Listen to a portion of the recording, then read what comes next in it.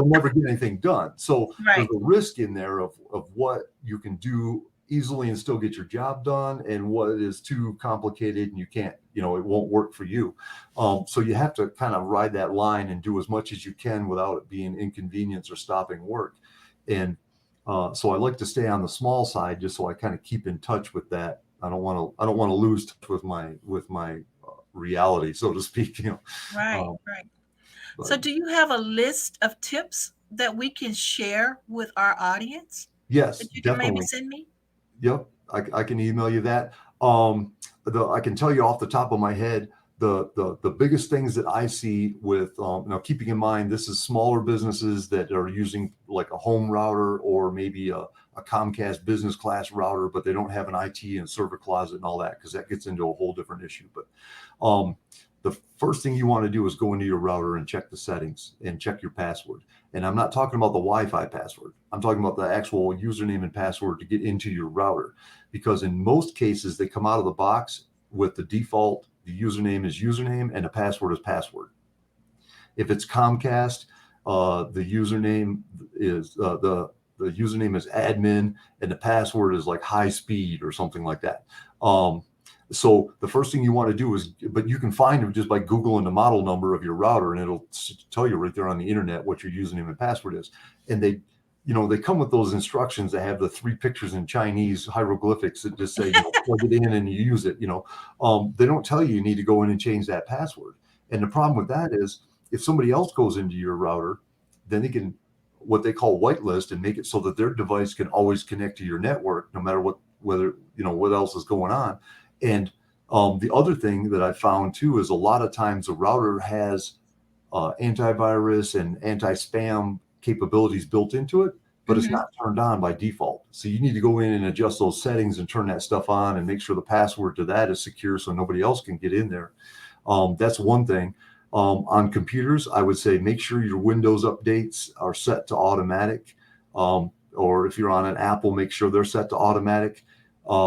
If you have applications on there that you use, especially for work, but if you use a lot for business or for family, like QuickBooks or maybe Microsoft Office Suite or some graphic software that you use, make sure that software is up to date and getting security patches when you get those annoying little alerts while you're in the middle of working that pop up to say, oh, we got a new version. You don't want to blow that off for very long, because they usually only send those out when there's something that they need to fix on the back end. So you need to have those.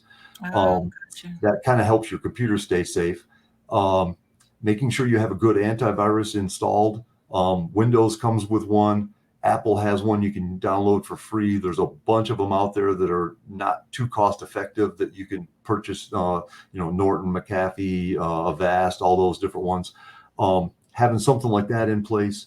And then the other thing you want to do is, like we were talking about before, is make yourself aware of how the phishing, being able to spot a phishing attack, or they call it smishing now with the text messaging, being able to identify those. And then the last thing I would say is user awareness.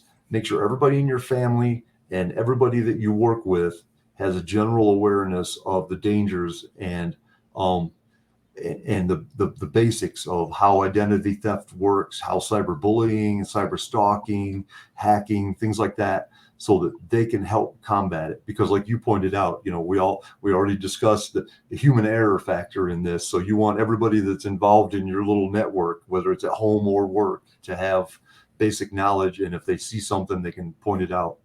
Yeah, absolutely. So now, would you be available for like presentations for small businesses? Yes, I am. I love to do public speaking events, and I can talk about either on business tips for business owners, or I've also done presentations for parents on how to keep their kids safe online. If anybody gets a hold of me, I'd love to do that kind of stuff. And I can also give the tip sheet, like I was talking about, that kind of has the basics. And there's a bunch of other uh, topics that are that I've I've had presentations on, um, ranging from intellectual property, not as far as the legal parts of copyright protection, but Hmm. things you can do, um, if you're into graphics or you're an artist or things like that, where you can, watermark your pictures and make sure the metadata is in there so that somebody, so your painting you're trying to sell on Etsy doesn't show up on a t-shirt on Alibaba for $9.99. Right, right, right. Wow, that's interesting. So, to know that you can do things like that, and it's within grasp, um, that's amazing because I guess I never really thought of it like that. But I do know a lot of things that we do here at SKST. I'm always saying I should be patent. That should be mine. I don't want to share Right. this information. It's mine. I wrote this book. I wrote this. I wrote that. And so to even think outside of the box for something like that, that's amazing. That is Yeah, it's and just and a it whole kind of new goes world. against the grain. It goes against the grain of thought. You get somebody who's excited that has made this huge, 2 foot by, a foot and a half by 2 foot painting that they hand painted, took them 2 years to do. And now the first thing they want to do is take a picture of it and stick it on Facebook so they can promote themselves. And then anybody who wants to can just right click and download that thing and has the image. You can do whatever they want with it. Yeah. So, I mean, you think back to like when you got your senior pictures in high school, that thing said proof all over it. You can barely see your face, watermark that thing, stick your logo, stick your name all across it so that if somebody, and the other thing is if you're putting it on social media, most people are looking at it on their phone. So the picture only needs to be an inch by an inch. Make that thing small. If they try to blow it up and put it on a t-shirt, it's going to look like crap and nobody will be able to use it, So Nice. little things like that can really help you out. I mean, because the legal side is after they get caught and after you spend a bunch of money on lawyers to take them to court. These other things are things that I'm talking about that you can kind of just do and make yourself a little bit less of a target in the first place, and then they'll just Right, move on right. to somebody else. Yeah. It's this whole thing, this whole topic is just like it could go on for days because I think about when I first started doing the talent business and things like that in Texas. I remember this lady, she told me, and I think I was telling DJ T Nice this. This lady told me she was just going to take my name. I had all this affiliated with me. I'm an author and I got all this going on. And she told me she was just going to take my name. And it's like nothing I could do about it because I hadn't patented my own name. It- I hadn't copywritten my own name. That's crazy. Why would someone have to do that? But you do. You have to. yeah, it is. Yeah. Yeah, and that gets into the legal side a little bit more than what I know, but yeah, that's the truth of it is, especially when you post, people don't realize that, it's kind of like with the media in the news. You notice they may not be able to take and put you on, interview you and stick you on the news without your permission.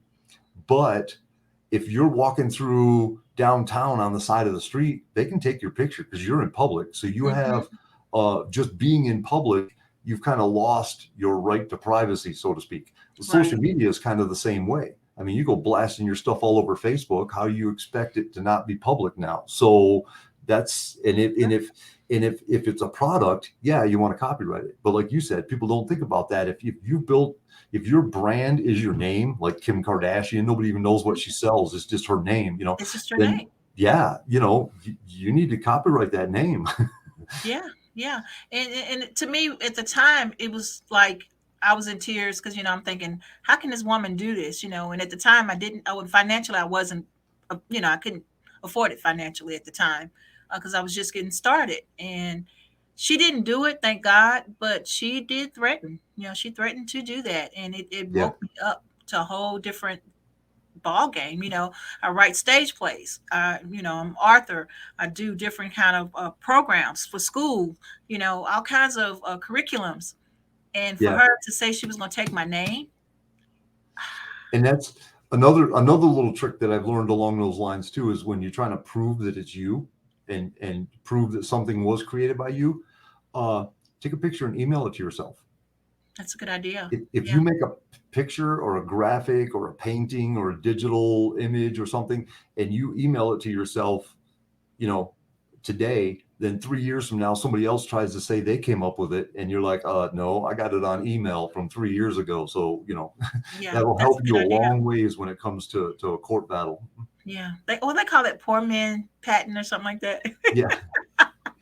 Well, I remember that when I was writing my book. yeah, there's a basic principle in copyright, is that, as a creator, if you made it, it's automatically copyrighted. So you don't have to officially file for copyright. That just makes it a lot easier when you get into a court battle.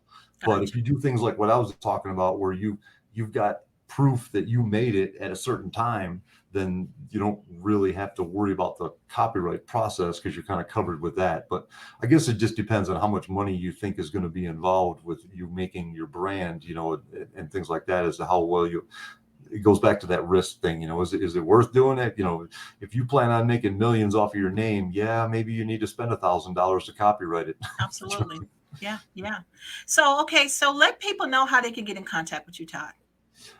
So the easiest way is to shoot me an email, or go to my website and fill out my contact information. And I am pretty responsive about getting back to people that way. Okay, so tell people the email in the web.